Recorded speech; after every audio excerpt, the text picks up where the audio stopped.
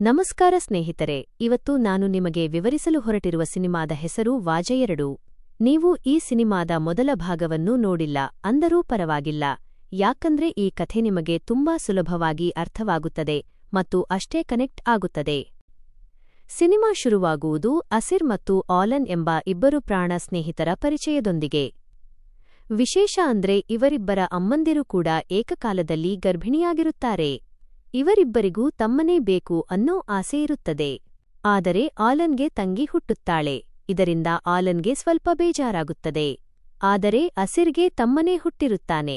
ಆಗ ಅಸಿರ್ ತನ್ನ ಗೆಳೆಯನಿಗೆ ಸಮಾಧಾನ ಮಾಡುತ್ತಾ, ನನ್ನ ತಮ್ಮ ನಿನ್ನ ತಮ್ಮ ಇದ್ದಂಗೆ, ನಿನಗೆ ಯಾವಾಗ ಆಟ ಆಡಿಸಬೇಕು ಅನ್ಸುತ್ತೋ ಅವಾಗ ಇವನ ಜೊತೆ ಆಟ ಆಡು ಅಂತ ಪ್ರೀತಿಯಿಂದ ಹೇಳ್ತಾನೆ. ಆದರೆ ಅಸಿರ್ ಜೀವನ ಅವನ ತಮ್ಮ ಹುಟ್ಟಿದ ಮೇಲೆ ಪೂರ್ತಿ ಬದಲಾಗಿಬಿಡುತ್ತದೆ. ಮನೆಯಲ್ಲಿ ದೊಡ್ಡವನಾದ ಕಾರಣ ಪ್ರತಿಯೊಂದು ಕೆಲಸಕ್ಕೂ ಅಮ್ಮ ಅಸಿರ್ ನನ್ನೇ ಕರೀತಾ ಇರುತ್ತಾರೆ. ತಮ್ಮನನ್ನು ನೋಡಿಕೊಳ್ಳುವ ಜವಾಬ್ದಾರಿ ಕೂಡ ಅವನ ಮೇಲೆ ಬೀಳುತ್ತದೆ. ಇದರಿಂದ ಅಸಿರ್ ಜೀವನದಲ್ಲಿ ಸಣ್ಣಪುಟ್ಟ ವಿಷಯಗಳಿಗೂ ಕಾಂಪ್ರಮೈಸ್ ಮಾಡಿಕೊಳ್ಳಬೇಕಾದ ಪರಿಸ್ಥಿತಿ ಬರುತ್ತದೆ. ಬೆಳೆಯುತ್ತಾ ಬೆಳೆಯುತ್ತಾ ಈ ಅಣ್ಣ ತಮ್ಮಂದಿರ ಮಧ್ಯೆ ಮಾಮೂಲಿ ಜಗಳ ಕಿತ್ತಾಟ ಶುರುವಾಗುತ್ತದೆ. ಇತ್ತ ಆಲನ್ ಮತ್ತು ಅವನ ತಂಗಿಯ ಕಥೆಯೂ ಅಷ್ಟೇ. ಅವರಿಬ್ಬರೂ ಸದಾ ಕಿತ್ತಾಡುತ್ತಲೇ ಇರುತ್ತಾರೆ. ಹೀಗಿರುವಾಗ ಕಾಲೇಜು ದಿನಗಳಲ್ಲಿ ಆಲನ್ ಮತ್ತು ಅಸಿರ್ ಇಬ್ಬರೂ ಪ್ರೀತಿಯಲ್ಲಿ ಬೀಳ್ತಾರೆ. ಒಂದು ದಿನ ಆಲನ್ ತಂಗಿಗೆ ಅಜಿನ್ ಅನ್ನೋ ಹುಡುಗ ಲೈನ್ ಹಾಕುತ್ತಿದ್ದ ವಿಷಯ ಈ ಸ್ನೇಹಿತರಿಗೆ ಗೊತ್ತಾಗುತ್ತದೆ. ಅಷ್ಟೇ ಸಿಟ್ಟು ಬಂದ ಅಸಿರ್ ಮತ್ತು ಆಲನ್ ಸೇರಿ ಅಜಿನ್ಗೆ ಸರಿಯಾಗಿ ಚಳಿಬಿಡಿಸುತ್ತಾರೆ. ಇದರಿಂದ ಕೋಪಗೊಂಡ ಅಜಿನ್ ತನ್ನ ಅಣ್ಣ ಮತ್ತು ಫ್ರೆಂಡ್ಸ್ನ ಕರೆದುಕೊಂಡು ಬಂದು ಕಂಪ್ಲೇಂಟ್ ಮಾಡ್ತಾನೆ. ಇಲ್ಲಿಂದ ಇವರ ನಡುವೆ ದೊಡ್ಡ ಜಗಳ ಮತ್ತು ಹೊಡೆದಾಟ ಶುರುವಾಗುತ್ತದೆ. ಇವರು ಇಡೀ ಕಾಲೇಜಿನಲ್ಲಿ ಸಿಕ್ಕಾಗಲೆಲ್ಲ ಕಿತ್ತಾಡುತ್ತಿರುತ್ತಾರೆ. ಒಂದು ದಿನ ಫ್ಯಾಷನ್ ಶೋ ನಡೆಯುವಾಗ ಟೀಚರ್ಸ್ ಮುಂದೆ ಜಗಳವಾಡಿ ಪ್ರಿನ್ಸಿಪಾಲ್ ಕೈಗೆ ಸಿಕ್ಕಿಬೀಳ್ತಾರೆ. ಪೇರೆಂಟ್ಸ್ಗೆ ಕರೆಸಿ ಬುದ್ಧಿವಾದ ಹೇಳಿದರೂ ಇವರ ಹಠ ಮಾತ್ರ ಕಡಿಮೆಯಾಗುವುದಿಲ್ಲ. ಆದರೆ ಒಂದು ದಿನ ಪರಿಸ್ಥಿತಿ ಬದಲಾಗುತ್ತದೆ. ಮೋಹನ್ ಲಾಲ್ ಅವರ ಹೊಸ ಸಿನಿಮಾ ರಿಲೀಸ್ ಆಗಿರುತ್ತದೆ. ಥಿಯೇಟರ್ ಮುಂದೆ ಟಿಕೆಟ್ಗಾಗಿ ಜನಸಾಗರವೇ ಇರುತ್ತದೆ. ಅದೇ ಕ್ಯೂನಲ್ಲಿ ಅಸಿರ್ ಮತ್ತು ಆಲನ್ ಕೂಡ ನಿಂತಿರುತ್ತಾರೆ. ಅಷ್ಟರಲ್ಲಿ ಕ್ಯೂನಲ್ಲಿ ಮುಂದಿದ್ದ ಅಜಿನ್ ಮತ್ತು ವಿನಾಯಕ್ ಅಸಿರ್ ಮತ್ತು ಆಲನ್ಗೂ ಸೇರಿಸಿ ಟಿಕೆಟ್ ತಗೋತಾರೆ. ಇದನ್ನು ನೋಡಿದ ಹಿಂದೆ ನಿಂತಿದ್ದ ಗ್ಯಾಂಗ್ ಗಲಾಟೆ ಮಾಡಲು ಬಂದಾಗ ಅಸಿರ್ ಮತ್ತು ಆಲನ್ ಇವರು ನಮ್ಮ ಫ್ರೆಂಡ್ಸ್ ಅಂತ ಸಪೋರ್ಟ್ಗೆ ನಿಲ್ತಾರೆ. ಅಂದಿನಿಂದ ಹಳೆ ಹಗೆತನ ಮರೆತು ಇವರೆಲ್ಲರೂ ಒಂದೇ ಗ್ಯಾಂಗ್ ಫ್ರೆಂಡ್ಸ್ ಆಗ್ತಾರೆ.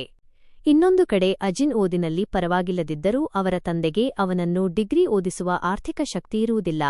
ಹಾಗಾಗಿ ದುಬೈನಲ್ಲಿರುವ ಮಾವನ ಜೊತೆ ಕೆಲಸಕ್ಕೆ ಹೋಗು ಅಂತ ಹೇಳ್ತಾರೆ. ಅನಿವಾರ್ಯವಾಗಿ ಅಜಿನ್ ದುಬೈಗೆ ಹೊರಡುತ್ತಾನೆ. ಇತ್ತ ಆಲನ್ಗೆ 18 ವರ್ಷ ತುಂಬುತ್ತಿದ್ದರೂ ಅವನು ಮನೆಯವರ ಮಾತಿಗೆ ಮಣಿಯದೆ ಕೆಲವು ಸಂಪ್ರದಾಯಗಳಿಗೆ ಒಪ್ಪುತ್ತಿರುವುದಿಲ್ಲ. ಆಗ ಅವನ ತಂದೆ ಒಂದು ಉಪಾಯ ಮಾಡಿ ವಿನಾಯಕ್ ತಂದೆಯ ಸಹಾಯದಿಂದ ಒಂದು ಪಾರ್ಟಿ ಅರೇಂಜ್ ಮಾಡ್ತಾರೆ. ವಿನಾಯಕ್ ಮನೆ ಖಾಲಿ ಇದೆ ಅಂತ ಎಲ್ಲರೂ ಪಾರ್ಟಿ ಮಾಡಲು ಸೇರಿದಾಗ ಆಲನ್ ತನ್ನ ಗರ್ಲ್ ಫ್ರೆಂಡ್ನ ಬರ್ತ್ಡೇ ಸೆಲೆಬ್ರೇಟ್ ಮಾಡಲು ಅಲ್ಲಿಗೆ ಕರ್ಕೊಂಡು ಬರ್ತಾನೆ. ಇದೆಲ್ಲವನ್ನೂ ಗಮನಿಸುತ್ತಿದ್ದ ಆಲನ್ ತಂದೆ ಮತ್ತು ಅವರ ಗ್ಯಾಂಗ್ ಬಂದು ಆಲನ್ನ ಎತ್ತಾಕೊಂಡು ಹೋಗಿ ಅವನಿಗೆ ಇಷ್ಟವಿಲ್ಲದಿದ್ದರೂ ಬಲವಂತವಾಗಿ ಸಂಪ್ರದಾಯದ ಕೆಲಸಗಳನ್ನು ಮುಗಿಸುತ್ತಾರೆ. ಕಾಲೇಜಿನಲ್ಲಿ ಮುಜೀಬ್ ಸರ್ ಅಂತ ಒಬ್ಬರು ತುಂಬಾನೇ ಸ್ಟ್ರಿಕ್ಟ್ ಟೀಚರ್ ಇರುತ್ತಾರೆ. ಅವರು ಒಂದು ದಿನ ಕಾಲೇಜಿನಲ್ಲಿ ಲವರ್ಸ್ಗಳನ್ನ ಹಿಡಿದು ಪ್ರಿನ್ಸಿಪಾಲ್ ಹತ್ತಿರ ಕರೆದುಕೊಂಡು ಹೋಗ್ತಾರೆ.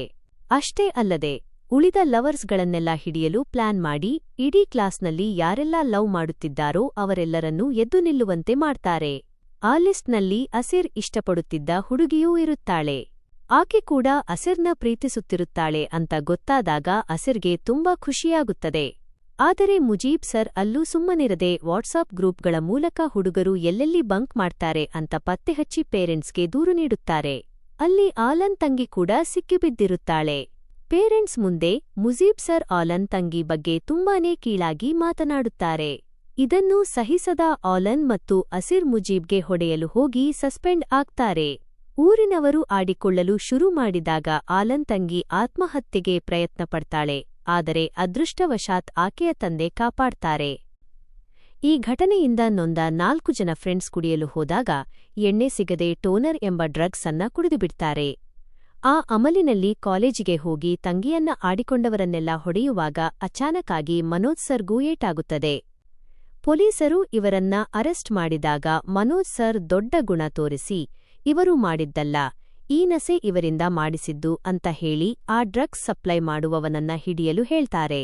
ಪೊಲೀಸ್ ಅಧಿಕಾರಿ ಕೂಡ ಇನ್ವೆಸ್ಟಿಗೇಷನ್ ಮಾಡಿದಾಗ ಮಕ್ಕಳಿಗೆ ಆಟವಾಡಲು ಸರಿಯಾದ ಮೈದಾನವಿಲ್ಲದೆ ಸ್ಟ್ರಿಕ್ಟ್ ರೂಲ್ಸ್ಗಳ ಮಧ್ಯೆ ಅವರ ಸ್ವತಂತ್ರ ಕಿತ್ತುಕೊಂಡಿರುವುದೇ ಇಷ್ಟಕ್ಕೆಲ್ಲ ಕಾರಣ ಎಂದು ಅರ್ಥಮಾಡಿಕೊಳ್ಳುತ್ತಾರೆ. ಮುಜೀಬ್ ಸರ್ಗೂ ಬುದ್ಧಿ ಹೇಳಿ ಮಕ್ಕಳಿಗೆ ಒಂದು ಚಾನ್ಸ್ ಕೊಡಿಸುತ್ತಾರೆ. ಆದರೆ ಊರಿನವರು ಮಾತ್ರ ಇವರನ್ನ ಡ್ರಗ್ಸ್ ಅಡಿಕ್ಟ್ಗಳಂತೆ ನೋಡಲು ಶುರು ಮಾಡ್ತಾರೆ. ಇದರಿಂದ ಛಲತೊಟ್ಟ ಈ 4 ಜನ ಎಕ್ಸಾಮ್ನಲ್ಲಿ ಪಾಸ್ ಆಗಿ ಫ್ಲೆಕ್ಸ್ ಹಾಕಿಸಬೇಕು ಅಂತ ಓದುತ್ತಾರೆ. ರಿಸಲ್ಟ್ ಬಂದಾಗ ಅಸಿರ್ ಒಬ್ಬನನ್ನು ಬಿಟ್ಟು ಉಳಿದ 3 ಪಾಸ್ ಆಗ್ತಾರೆ.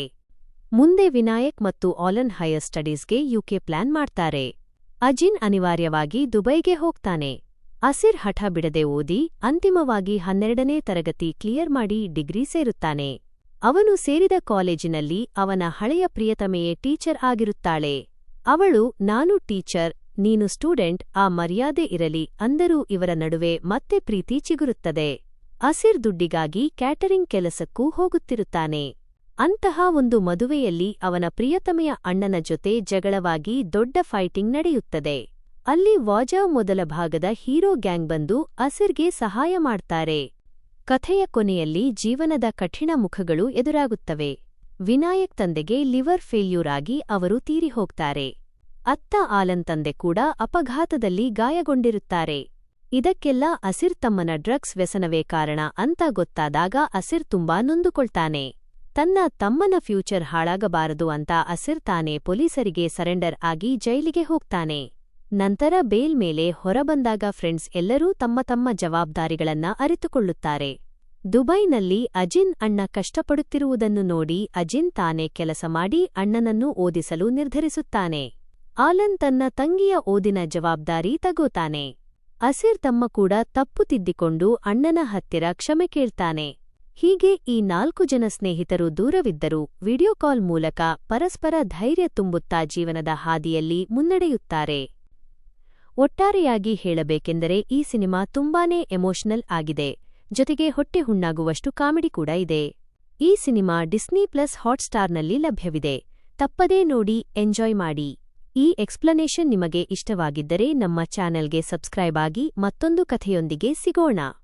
ಬಾಯ್ ಬಾಯ್.